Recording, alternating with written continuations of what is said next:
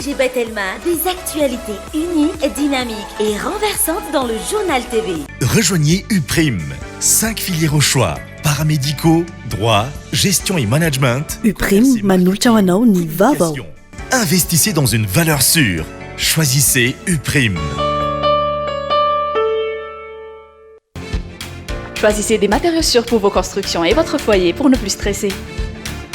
Vatimax, manolotra anao ny Vaovao.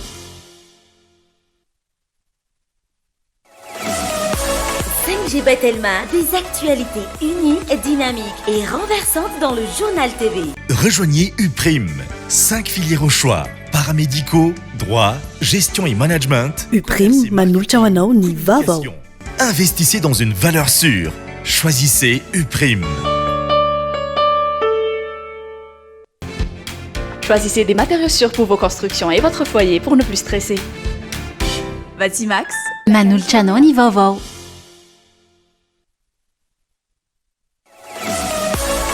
5G Batelma, des actualités uniques, dynamiques et renversantes dans le journal TV. Rejoignez Uprime, 5 filières au choix, paramédicaux, droit, gestion et management. Uprime, manolotra ho anao ny Vaovao. Investissez dans une valeur sûre. Choisissez Uprime. choisissez des matériaux sûrs pour vos constructions et votre foyer pour ne plus stresser. Vatimax, manolotra anao ny Vaovao.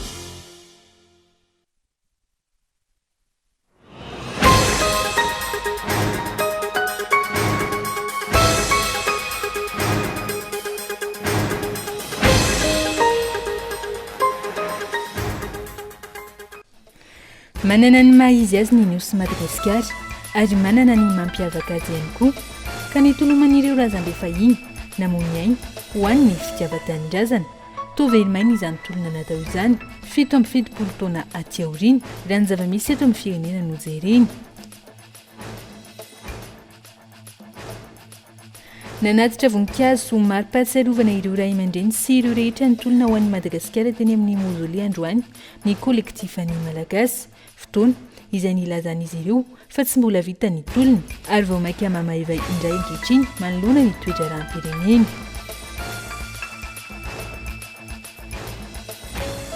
tsy voahaza avokoa raha ny zo fiarovana mahakasika ny raharaha nitoriany IRD any Christine razana mahasoa teny anivon'ny HCC izay nitarika ny fanesoana azy tsy ho solombavam-bahoaka intsony araka ny didi-pitsarana omaly isan'izany ny fimpitoanana metrana ny mémoire de défense. misy tsy fanarandalana ihany koa ny antota taratasinady nety ny mpitory teny anivon'ny HCC.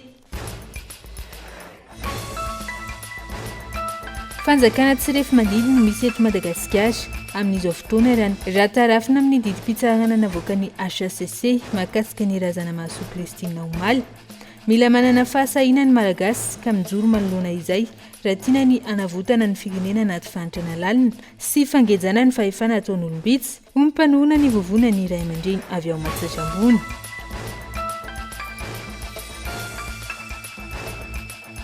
any ivelany manamafy hatrany ny fanafiana ao rafany tafika israeliana mitombo hatrany ny fahavoazana ary tandindroza amin'ny sy ny anohanana goavana ireo palestiniana amin'izao fotoana nandidy an'ny Israely amela malalaka ny fanampiana amin'ny maha olona hiditra ao bande de Gaza ny filan-kevitra ny fitsarana iraisam-pireneny arahintsika avy hatrany ary ny andindin'izay.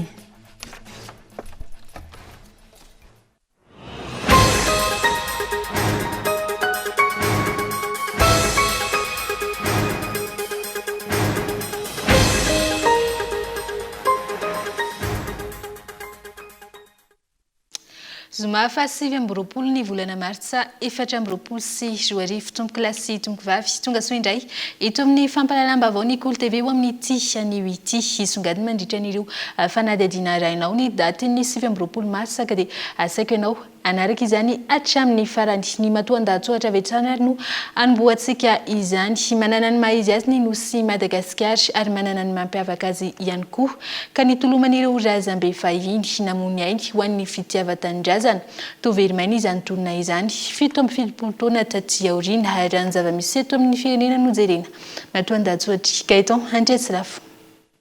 7 taona aty aorian'ny tolom-panafahana tsy misy tokotaniny ary toa vao maika aza mikorontana ny fizotry ny raharaha-pirenena mimanitra hatrany ny vahoaka, manjavozavo ny hoavin'ny taranaka, any ka very fanambola velona ny vahoaka iray manontolo.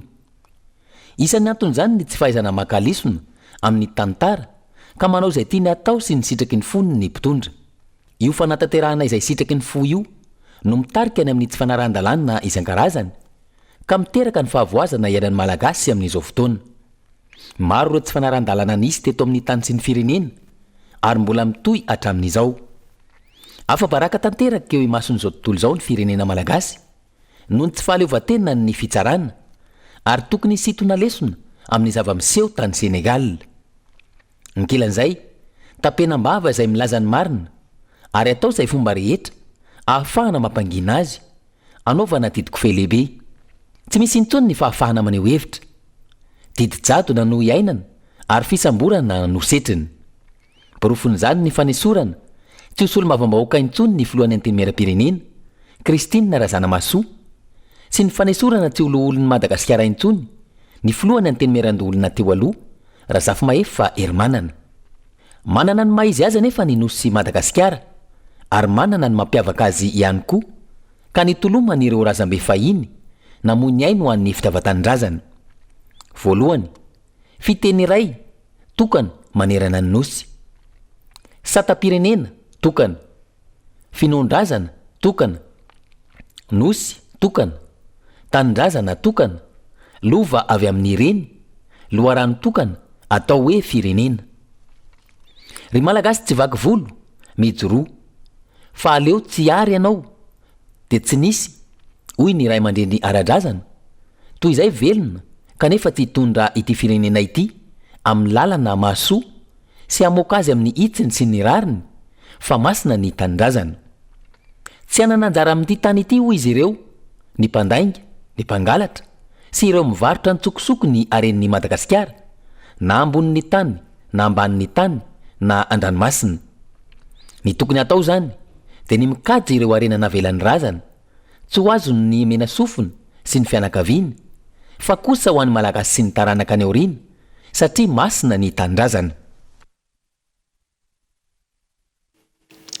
Nanatitra voninkazo ho mari-pahatsiarovana ireo ray aman-dreny sy ireo rehetra nitolona ho an'i Madagasikara teny amin'ny maozole androany ny kolektifan'ny malagasy. Fotoana izay nilazan'izy ireo fa tsy mbola vita ny tolona ary vao maika mamaivay indray ankehitriny manoloana ny toetra ranom-pirenena. Fanadidina mikasika izay entiny Iona Saina.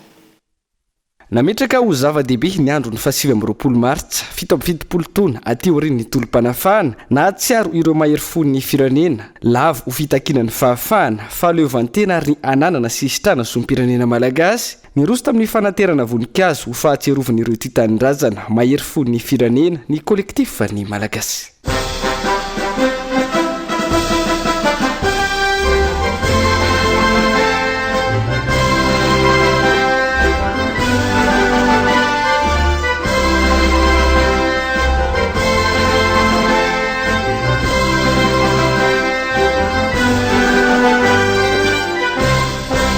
Tsy azo vela uraraka tany ny ran'ireo mpiray tanindrazana ho ny teo anivon'ny kolektif ny malagasy. Mijoreto ny kolektif ny malagasy nanatitra voninkazo ho an'ireo martira malagasy mato an'ny tanindrazana. Mari-pahatsiarovana iny mba ho dimbiasin'ny taranaka faramandimby fa tsy azo adiny mihitsy ireo malagasy maty tamin'ny fiadivana ny tanindrazana.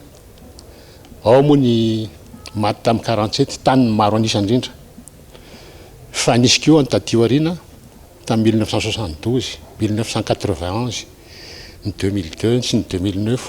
Ty tanindrazana maro no nanolotra ny ainy ananana Madagasikara afaka maleo tena ary ho tsaratsara kokoa ny taranany. Tsy izay no zava-misy androany ny tolona mitolona ary hitolona isika ho ny teo anivon'ny kolektif ny malagasy mandrapatratra ny tanjona. Hitanao androany fa tsy zava-poana koa reny tolona natao tamin'ny heritaona reny fa tena misy lanjany taminay ary izay nahatongavanay kolektif ny malagasy eto ary mbola manohy an'izany androany.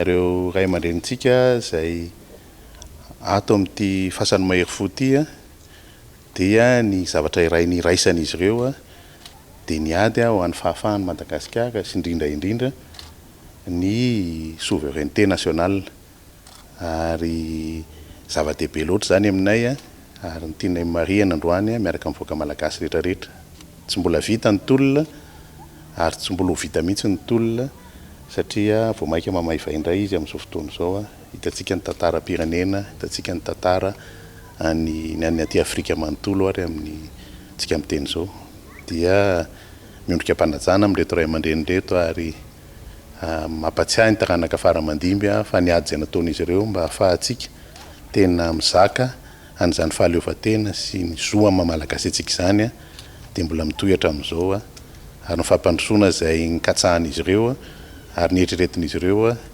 dia mbola tsy mipaika aty amin'ny malagasy ary izay mbola nohizantsika ny tolona ary miantso voaka malagasy mba hijoro lalandava ampiseho fa ambony amin'ny zavatra rehetrarehetra zany hoe souveraineté nationale zany ary ny mamalagasy atsika ny tena lehibe indrindra zay tsika vavaka manankana firenena zava-dehibe ary tokony ahasaro-piaro ny malagasy ny fiandrianam-pirenena ho iatran ny fanazavana ilaina ny fijoroana fitolomana ny iverenana izany manoloana ireo endrika maro samihafa manososy ny fiandriana amin'ny pirenena tsy voahaja avokoa raha nizo ny fiarovana mahakasika ny raharaha nitorian'ny IRD ny Christine Razanamahasoa teny anivon'ny HCC izay nitarika ny fanesoana azy tsy ho solombavam-bahoaka intsony araka ny didim-pitsarana omaly isan'izany ny fempotoana nametrahana ny mémoire de défense misy tsy fanarandalana ihany koa ny antota taratasy nentin'ny mpitoro teny anivon'ny HCC saingy noditsy hita ve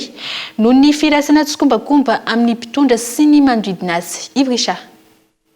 Tao anatin'ny kompisoroka tanteraka no nanisorana ny Christine Razanamahasoa tsy ho filohany anteny miram-pirenena sy tsy ho solombavam-bahoaka intsony araka ny didina avoaka ny fitsarana avy momba lalam-pandrenana omaly niainga tamin'ny fitoriana natao hatramin'ny fahafahany miaro tena maro ny trangana ahitana taratra ny fitanilany ny fitsarana avy momba lalam-pandrenana izay nandray an-tanana ny raharaha tsy manara-dalàna le fempotoana c'est nomen'ny fitsarana avy mola lalam-pandrenana ahafahana mametraka an'ilay atao hoe mémoire en défense satria lalàna milaza fa mahanatra amin'ny faran'ny volana no ametrahana an'io ny HCC nefa dia nanapaka hoe anatin'ny 48 heures ihany no tokony mametraka an'izy io ary ny tena olana mbola tsy dila akory le 48 heures izay napetraka ry zareo dia efa manao an'le audience sady izy mametraka an'le fiantsonan'le audience sy manatanteraka an'le audience ka ny olana voalohany hita tanatin'ilay didy navoaka ny fitsarana avy momba lalam-pandrenana mampametram-panontaniana dia hoe voaja sara tokoa ve ny zo amin'ny fiarovana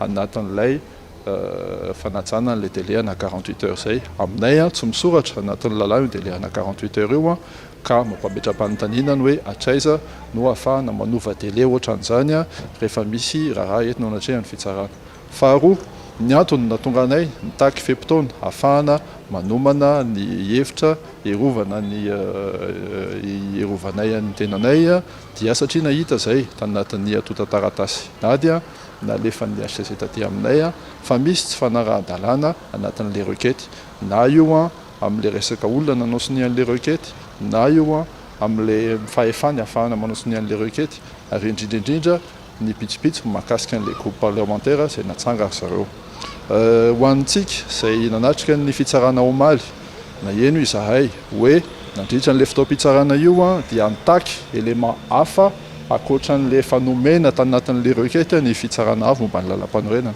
aminay midiky zany fa nary zareo tsara tao ary mahafantatra hoe misy banga tanatin'le atota taratasy netin'le mpitora dia anefa ny fitsarana avy momba lalam-panorenana tsy manara-dalàna ihany koa ny dingana nololalovan'ireo solombavam-bahoaka IRD tamin'ny tiraraha ity ho ny mpisolovava ny Christine Razanamahasoa antony tsy azo anaovana ny fanonganana intsony ny tena ny vantaniala tao anatin'ny vondrona parlemantera IRD tranga izay mampametram-panontaniana amin'ny fomba famakiana ny lalàna eto amin'ny firenena mazava tsara ny lalàna mahakasika an'le déchéance io président na groupe afaka manao déchéance na olona anatin'ny antoko nefa hipanina efa nesorina tanatin'le TGV mazava ho azy zany fa efa tsy anatin'izay cadre izay tsony izy ka mampametram-panontaniana koa zay amin'izao fotoana izao hoe atraiza sy atraiza ny tokony hamakina zany izay lalàna misoratra na anatin'ny fitsarana avy momba ny lalam-pandrenana na mahakasika ny anteny miram-pirenena na mahakasika ny solombavam-bahoaka hoe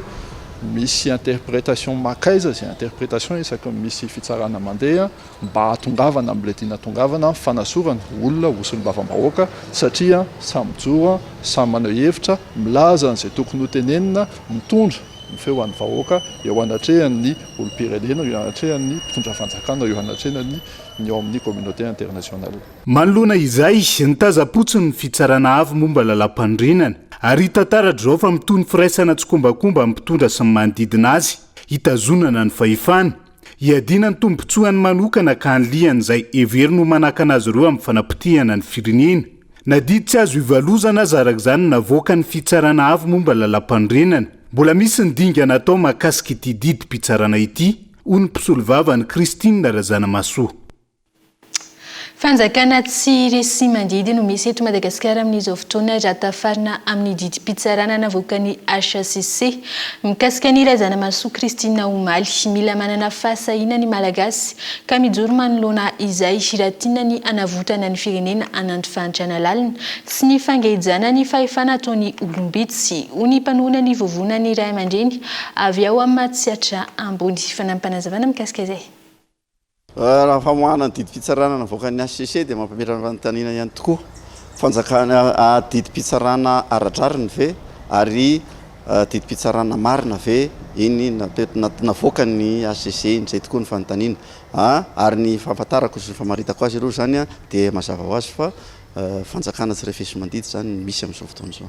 Dia nganieka tsy hitendray raha piso sy raha afaka piso hoe nambanana basy na ohatran'izany zay zany no zavatra tiako ampitaina mahakasika ny fipetraky ny ao anivon'ny fitsarana eto Madagasikara araka le voalazako teo tokony hisetsika mahery vaika izay tokony hivondrona ny vahoaka malagasy mba hanafoanana an'izany tsy fahamarinana sy atao hoe antsonjay ataony tompon'andraikitra politika eto amin'ny tandritry ny fanjakana izany ka manentana vahoaka malagasy manoha ny masom-panahin'ny malagasy aho mba tokony ahatsapatena amin'izay satria efa tafahoatra loatra ny ataontsika hoe fitanilana indrindra fa fitondrana Madagasikara izay efa miroso hivarina ny akady tanteraka na ny ara-kolotsaina zany na ara-ekonomika zany na ara-sosialy zany.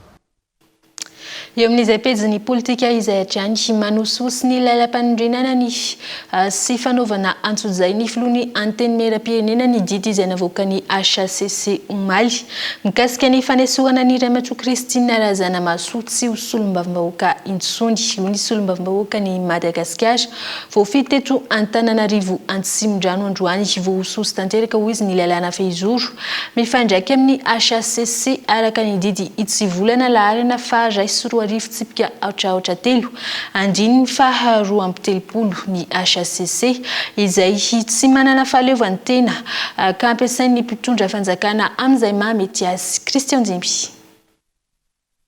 Miararatra ny firaisana tsokombakomba ny mpitondra fanjakana sy ny HCC na ny fitsarana avy momba ny lalam-panondrenana raha ny didy izay navoaka ny HCC Omaly izay nanesorana ny filohan'ny antemera-pirenena Kristina Razanamasoa tsy ho solom-bavambahoaka intsony hoy ny solom-bavambahoaka ny Madagasikara voafidy tao Antananarivo Antsimondrano androany kobaka mbava fotsiny ihany ny filazan'ny filohan'ny HCC fa mipiatra ny mahatantan-dalàna ny Madagasikara raha ny fanazavana. Tsara no mampatsiahy fa andro vitsy talohan'ny nandraisan'ny HCC amin'izao fanapahan-kevitra zao dia ny filohan'ny HCC mihitsy no nanambara amin'ny hoe fampiarana ny lalàna amin'izay manomboka eto. Raha jerevantsika nefa ny voalazany lalam-panondrenana sy ny voalazany didy itsivolana izay mifehany zany raharaha entiny anivon'ny fitsarana avy momba lalam-panondrenana zany dia amiko manokana amin'ny mahasolom-bavambahoaka dia mahatsapa ny antsoina hoe tsy fanarahana araka ny tokony ho izy izay voalazany lalàna izay. Ny tsara mamariana ihany koa dia filohana androm-panjakana Ramatoa Razanamasoa Kristina kanefa hita fa nanaovana antsonjay na ihany koa tikano tsy tikano raha ny fomba nandraisana amin'ny fanapahan-kevitra. Tsy manana ny fahaleovan-tenany intsony ny rafi-pitsarana eto amintsika hany ka ampiasain'ny mpitondra fanjakana amin'izay tombontsoa mahamety azy ho hatrany ny fanazavana nanamafy ankilana ny mpitarika ny RMDM na ny rodobe ny mpanohatra ho an'ny demokrasia eto Madagasikara androany fa tandindonondoza ny fiainam-pirenena misy ny mizanatr'indrinila sy ny didiko fe lehibe eo amin'izay fampiarana ny lalàna izay. Didiny ACC hoy izy ianao fa ny fijery zany tsy didiny ACC fa didiny mpitondra fanjakana, tsy didi mpanjakana koa fa didiny mpitondra fanjakana. Raha ny didiny ACC zany, ny ACC zany natao hoe iaro ny lalam-panorenana. Ny tombotsoan'ny firenena zany jerena. Ka ina ny tombotsoan'ny firenentsika amin'izao fotoana izao? Raha ohatran'izay zany, mandamina ve zany? Ko satria zany ny tiany mpitondra fanjakana ho atao dia mpanatanteraka ny ACC. Dia ny izy eo ACC ny mpitondra fanjakana io fa tsy ACC natokana iaro ny lalam-panorenana malagasy. Ka tandindomindoza le firenena amin'izao fotoana izao satria misy mizanatsindrinila, misy fanaovana didiko fe lehibe, misy fanaovana tsy mety mizana, tsy mifantifo, tsy mifandanja amin'ny fanatanterahana ny lalàna eto amin'ny firenena. Ka miantso atsika rehetra mba samy ametraka ny ambopotsika ka hijery ny tombotsoan'ny firenena. Tsy mahagaga hoy ireo solombavambahoaka sy ireo mpanao politika raha mihemitra trany isika eto Madagasikara raha oharina amin'ireo firenena maro aty Afrika eo amin'izay fanajana ny lalam-panorenana izay. Ankilany mampanasady ny anatena fifidianana madio, mangarahara sy ekeny rehetra raha toa ka mbola tsy nahinandray lesona tamin'ireny lesoka efa niseho ireny ny ACC sy ny CENI ho hatrany ny fanazavana. Katrik'androany ny fahafito amby filipo taona ny tolom-panafana tamin'ny 29 mars 1947 mbola vitsinefy ny malagasy no tena mahafantatra ny tantara izay niseho ny mpaintantara sady akademisiana androany ny tantara sy ny rahalatsaka tamin'ny tolom-panafana 47 io izay tsy tokony adinoina velively. Raha ny fanazavana Christian Zimbiatrany. Feno fito amby fitopolo taona katroka androany ny tolom-panafana nataon'ireo mahery fo tia tanindrazana ho fanafana ny Madagasikara teo ambany zoga ny mpianjana tany frantsay. Mitsingerina ny tantara saingy vitsy amin'ireo malagasy no mahafantatra ny tena zava-misy marina tamin'io fotoana io. Raha ny aran-tantara ny faraparan'ny volana Martsa 726 no nipoaka ny fikomiana ho an'ny fanafana ny Madagasikara. Ny aliny 7 Marsa tamin'io taona io no voalaza fa nisiny ny ady mahery vaika teo amin'ireo mpitolona sy ireo frantsay mpanjanaka. Naharitra 2 taona teo eo ny ady ny fanandrinan'ny mpanjanaka sy ny malagasy. Amanalina ireo ain'olona nafoy nandritra izany tolom-panafana izany izay tsy tokony adinoina velively hoy ny mpaintantara sady akademisiana androany. Izy io zany dia toy fanoherana izay natao tamin'ny fanjanahantany nanomboka tany Bendohana. Fandatsika ny tantaran'ny Madagasikara amin'ny ambangovango ny hoe nitolona nataony Menalamba izay endrika voalohany nisehoany ny fanoherana ny mpanjanatany tamin'izany fotoana izany dia nitoy taty amin'ny Vevieso dia amin'ny andron'ny Zaralaimongo mipaka ty amin'ny Tilevanimpotoana ny 720. Zavatra azo tsoahana amin'izay antony fototra na tonga n'izany fihetseham-pahafahana zany dia ny hoe tsy nanaiky mihitsy ny fanjanahantany frantsay ireo ilay ray aman-drenitsika tamin'izany fotoana izany. Marina fa tsy tena mbola lavorary akory ny fahatserovan-tena ho firenena tao anatin'ny malagasy tamin'izany fotoana izany satria samy mbola nanana izay mety ho tombontsoa narovany tao anatin'ireny tolona samihafa ny ainga tany Menalamba ireny. Fa ny zavatra hita kosa teo amin'ity tamin'ny 727 ity dia azo heverina hoe nanomboka tena nahazo vahana ny fahatsapan'ny malagasy tamin'ny faritra samihafa, ny fahatserovany tena ny fa eo ambany vahoany ny hafa izy. Nateo aza ny fitovikery sy ny tsy fananana fitaovam-piadiana mahery vaika ahafahana nanohatra ireo mpanjanatany frantsay tsy nampiempotra ny ambopon'ireo tiany tanindrazana tamin'izany fotoana izany io lesiko ho hatrany ny mpahay tantara. Dia nanahoana niseho an'ilay natsoina hoe tolom-panafahana tamin'ny fotoanandro nataon'ity tanindrazana tena fifanandrinana ara-batana mihitsy ny zavatra nisy zany hoe fifamelezana amin'ny alalan'ny basy, amin'ny alalan'ny fitaovam-piadiana ny ireo tia tanindrazana malagasy moa dia nampiasa izay fitaovana teo ampelantanany nisy ny antsilava, nisy ny lefina, nisy ny basy teo ampelantanany ihany koa fa ny mpanjanatany frantsay dia nampiasa ny heriny tamin'ny fananana ny fitaovana lehibe dia lehibe tamin'izany fotoana zany ary dia hita ihany le hoe tsy fitovian'ny hery teo ampelantanana ary ambonin'izany moa ny fakandro zareo ihany koa ireo ilay miaramila nanampitosika nisy ny sénégalais fantaritsika zany nisy ny marokana nisy ny sakalansalamy zany ary dia teo anelanelany marsa ka hatramin'ny volana jolay fita fapolisivyjatsorivo dia tena nahazo vahana mihitsy ny tia tanindrazana ary nisy faritra tamin'iny atsinanany nosy iny izay efa tena hoe votsitra tanteraka teo ampelantanana ny vazaha fieranjavana fotsiny ihany hoy hatrany ity mpahintantara ity ny raha latsaka sy ny tolona izay nataon'ireo mahery foan'ny madagasikara tamin'izany tolona 47 izany i madagasikara izay mbola eo ambany ziogan'ny fanjanahan-tany frantsay amin'ny endriny maro samihafa dia izay ihany koa mba marina ny etapany voalohany fampahalalam-baovao amin'ity anio ity iseny vetivety anaraka dokam-barotra folisika.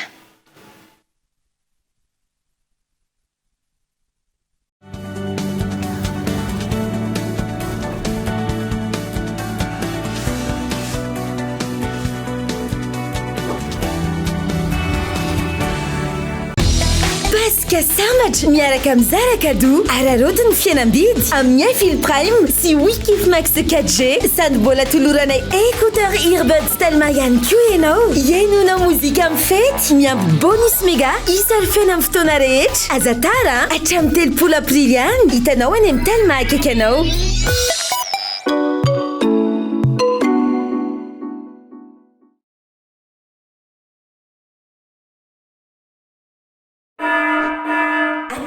Ton rendez-vous week-end cadeau est imminent.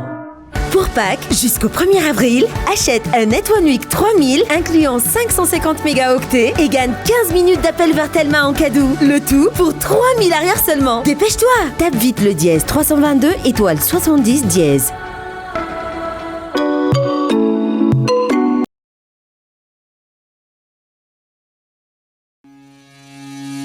Ngava manao rechargement Blue Line TV. 10,7 ariary ny bouquet ultime ahitanao chaîne maherin'ny fitopolo raha tokony 10,9 ariary izany ho feno tanteraka ny andronao miaraka amin'ireo série, film, documentaire, fanatanjahantena, dessin animé, vaovao malaza maneran-tany sy ny maro hafa koa. Tonga avy any amin'ny Blue Line Store fa maro ireo fihenam-bidy miandry anao.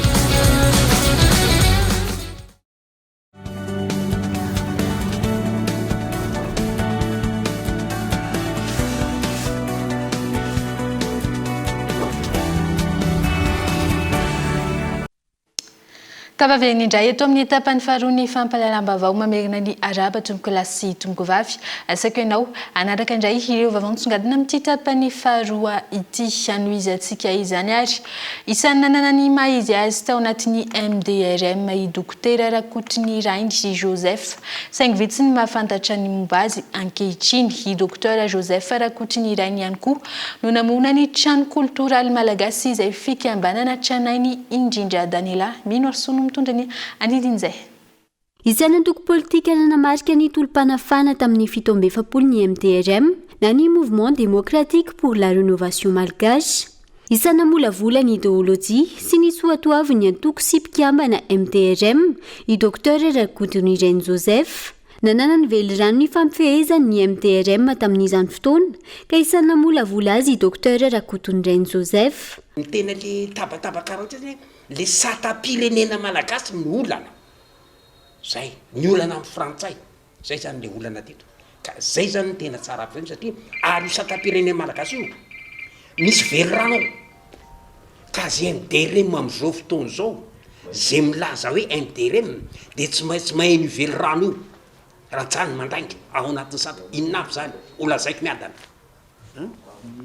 malagasy aho terako malagasy vello malagasy arofato malagasy Madagasikara anjara tany naterahako dia teraka ho an'ny Madagasikara velona ho an'ny Madagasikara iasa ho an'ny Madagasikara arofato ho an'ny Madagasikara Madagasikara ny tandrazana fahatserovateny io tsy maintsy atao isakarivo mampirehitra jiro dia mbola nisy koa ny fiainany MDRM zay tsy maintsy atao isamaraina zay hita taratra eny amin'ny fiarahamonina fa tsy hoe kory hoe za MDRM aloha ny fiarahamonina mijerenao izy ianao nisy fiainana inona avy zany tia ny fahamarinana aho fa mankala ny tsy fahamarinana miteny fahamarinana fa manohatra ny tsy fahamarinana manao ny fahamarinana sy misaina fahamarinana ary miaro fahamarinana hatramin'ny fahafatesako tesy misaina ny rariny aho fa mankala ny tsy rariny miteny sy manao ny rariny fa manentsika sy amongotra nympasainy an-tsy andrariny rehetra ijory ary mandrakizay ny rariny ary manaiky faty ho an'ny rariny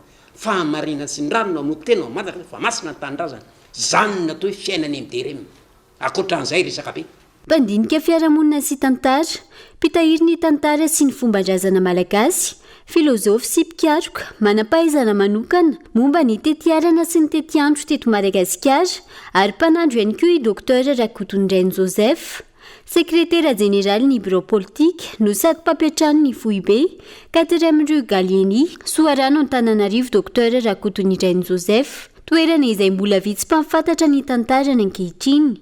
Ity toerana ity dia natokana nitondra ny anarany dokotera Joseph Rakotondrainy. Fantatrareo ny atao hoe hôpitaly dokotera Joseph Raseka.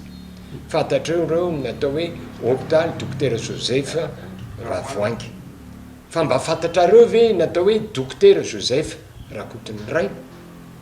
Izay sekretera jeneraly ny MDRM ka nitarika an'izany tolona izany eraka nozy ary mivory tamin'ity toerana ity ampahafantarina antsika malagasy sy ny tanora malagasy mandova ity tany ity fa tsy olon'olom-pona akory zany dokotera Joseph Rakotondrainy zany ary mendrika ho tsarovana amin'izao fa 7 amby 70 taona ny MDRM izao ary miantso ny pahitantara ny tia tanindrazana rehetra mba amono ny tantaran'izany ray aman-dreny ty tanindrazana izany.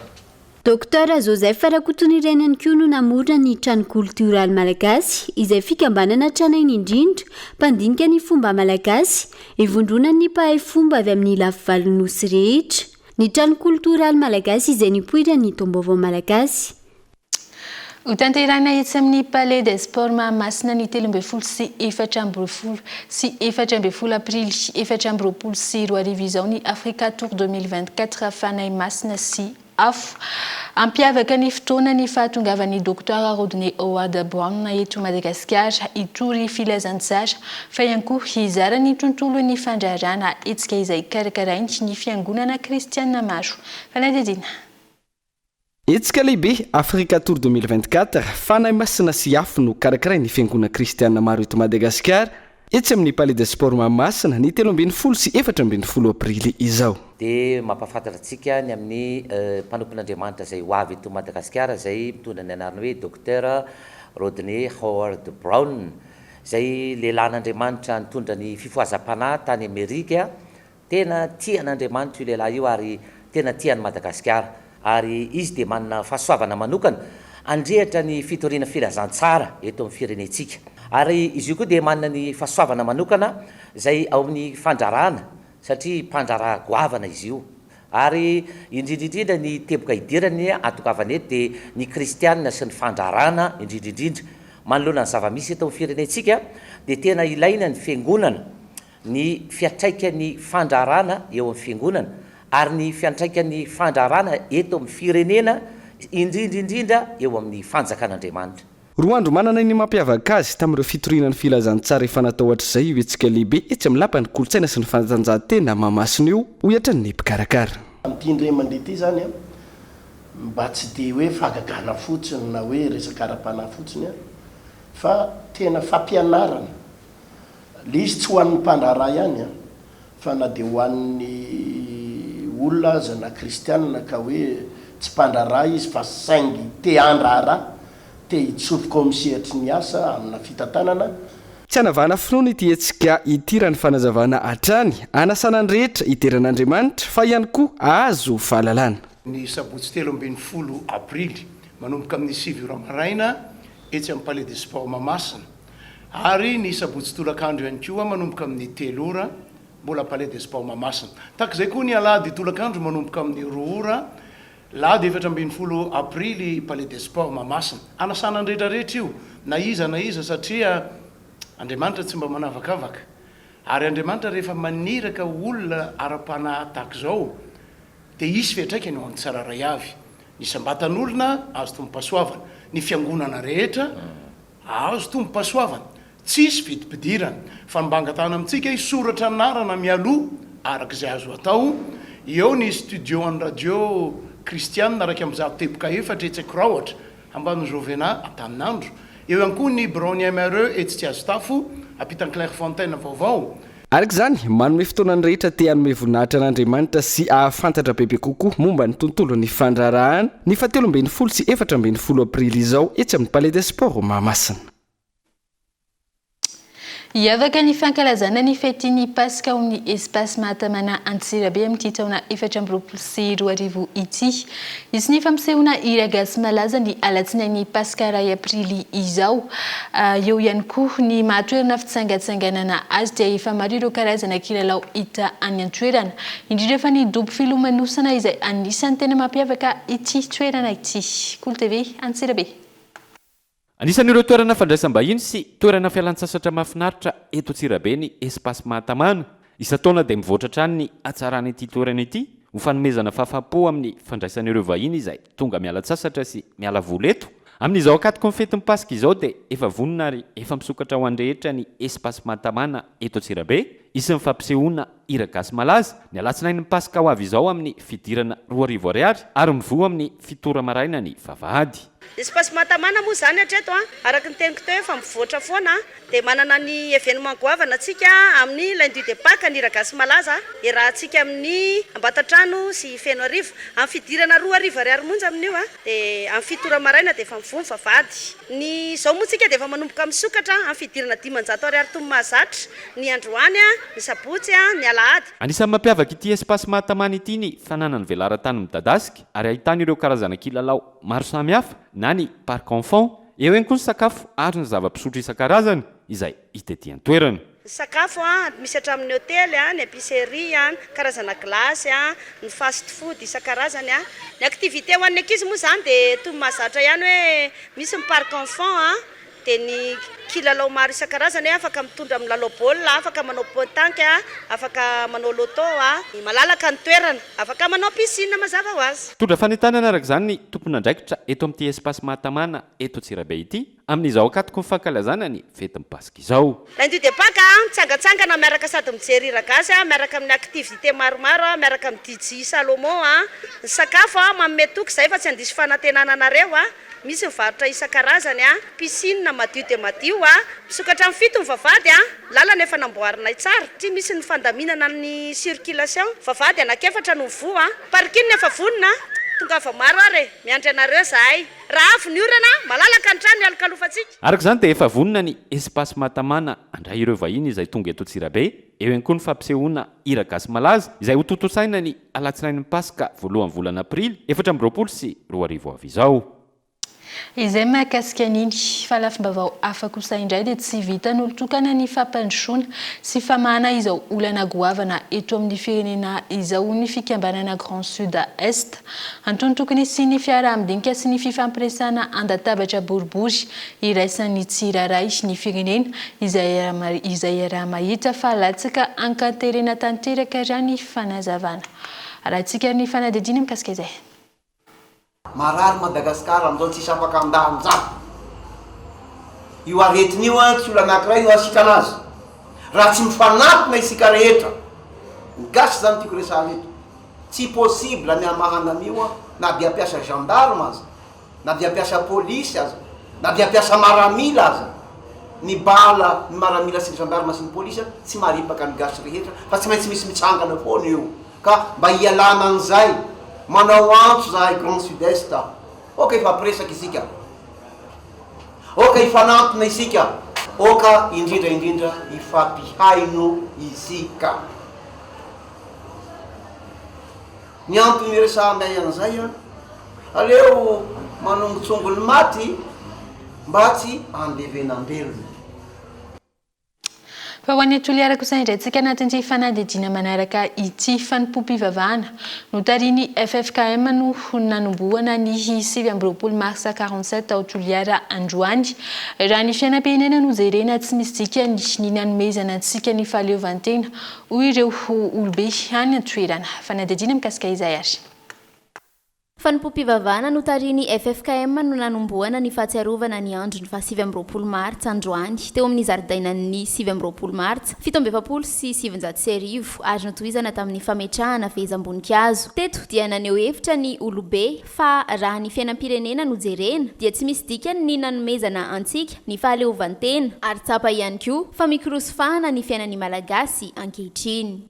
Androany 7 marsa 17 taona. Ny teny faneva moa dia hoe fitiavan-tandrazana andro ny fampandrosoana. Le izy somary hafahafa ihany. Ny antony dia raha teorika na filozofika dia ekena fa raha tena marina mihitsy dia salamy tsy dia misy dikany loatra nanomezana fahaleovantena antsika satria ekonomia no raha tenena dia mikorosofahana Madagasikara, mikorosofahana tanteraka, mahantra tanteraka ny vahoaka malagasy. Zany ny fasahiny malagasy amin'izao fotoana zao, ny mifamono, ny mifandenta, ny fampifandroba. Zany rehetrarehetra zany dia tsy zay akory ny tolomana, tsy zay natonga an'ilay hoe valo alina mahery no maty.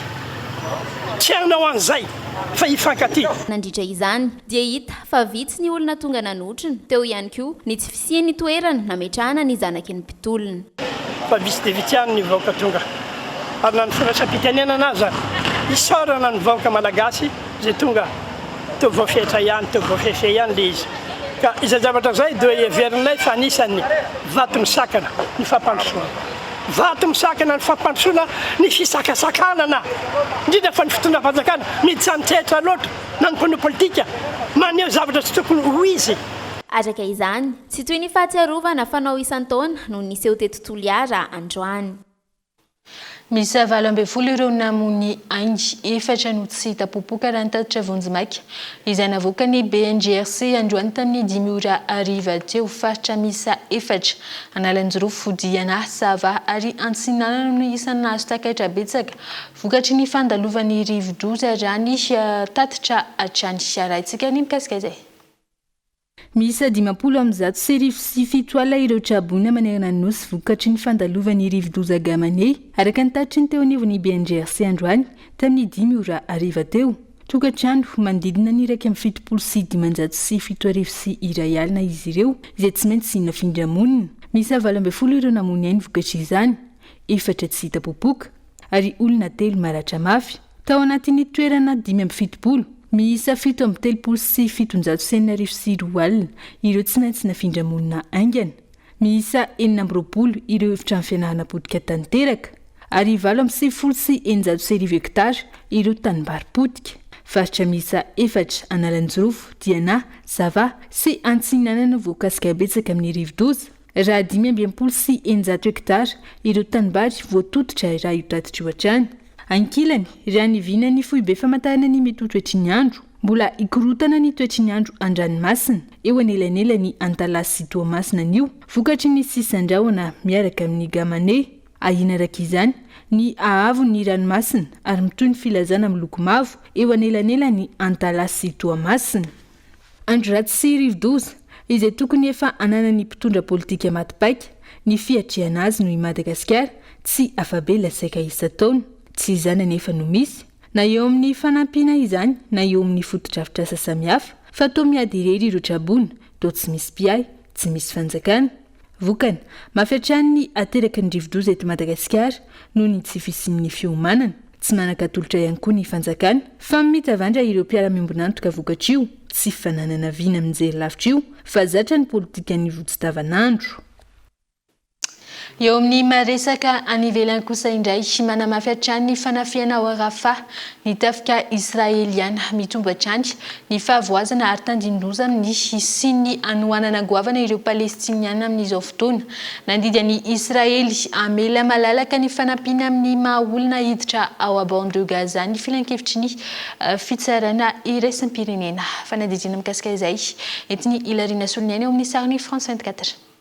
Anafona tanteraka ireo mpitarika ny vondrona Hamas io no tanjon'ny fitondrana Israeliana ka tsy ampitsahatra mihitsy ny fanafian'izy ireo na efa tena mafy aza ny fahavoazan'ireo palestiniana hatramin'ny nanomboan'ny ady nitoetrany araka izany ny daroka bomba ao Rafa amin'izao fotoana sakana ny tafika Israeliana ihany koa ny fidiran'ireo fanampiana amin'ny maha olona hiditra ao bande de Gaza ka tandidin-doza amin'ny anohanana goavan'ireo mponina. Nandidy any Israely amela malalaka ny fampidirana io fanampiana maha olona indray ny filan-kevitry ny fitsarana iraisam-pirenena ka mbola baraingo ny aniken'izany na tsy tahaka ny tsy fiainoany ny antso ny firenena maro ny amin'ny ampiantonany ady noho ny fahavoazana goavan'ny palestiniana. Tezay koa mamana ny fampalalam-baovao eto amin'ny Kolo TV eo amin'ny ty alina ity isoraka ianao nanaraka ireo fanadihadiana ireo hatramin'ny farany ny ekipan'ny fampalalam-baovao ny Kolo kosa dia mbola manome fotoananao amin'ny iray-pitso indray veloma tompoka.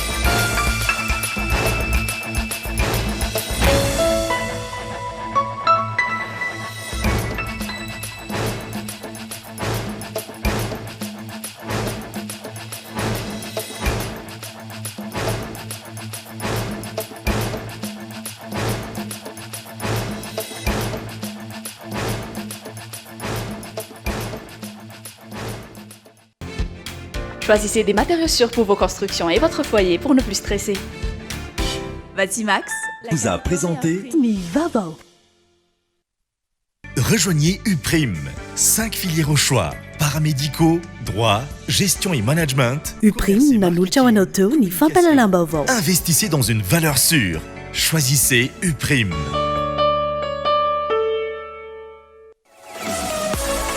J'ai Telma, des actualités uniques, dynamiques et renversantes dans le journal TV.